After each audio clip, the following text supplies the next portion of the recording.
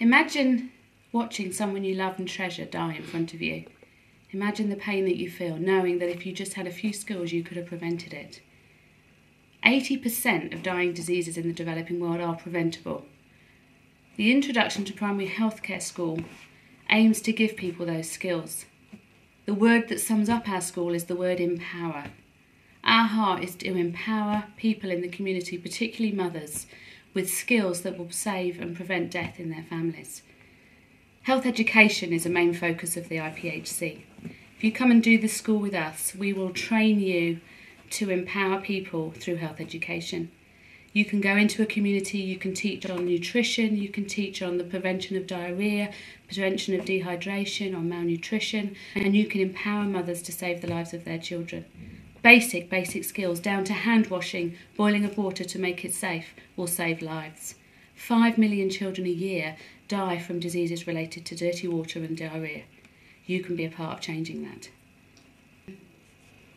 When I think of the IPHC, one of my values is that people would come away with God's heart for the poor and needy. There are so many times in Scripture that God calls us to look after the poor. And many of the people we're seeking to reach are those who are at the moment unable to help themselves. And God has such a heart and a passion for these people. Yeah, I met Annie chained to a shack in the rubbish dump in the Philippines. And when she was introduced to me, one of my team had found me because she had a small wound on her arm. I went to have a look at the wound. I was scared. She was angry. She was chained up because she had an anger problem and she was unable to be controlled by her family. And as I dressed the wound and began to treat her, God said to me, "This wound is just an excuse for you to show my love to this young girl."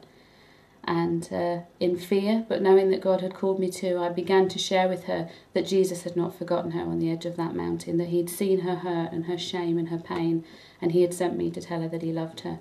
And I was able to embrace her in my arms through a physical need that she had and share the love of Jesus. And it was a joy over a number of days to go back and change the dressings on the wound and share Jesus, and at the end see somebody who had found him for themselves, who had experienced his love for themselves.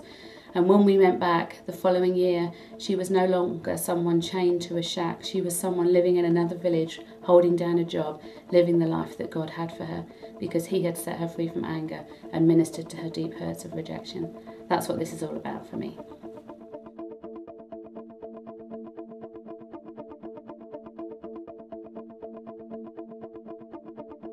There are so many times in Scripture that God calls us to look after the poor.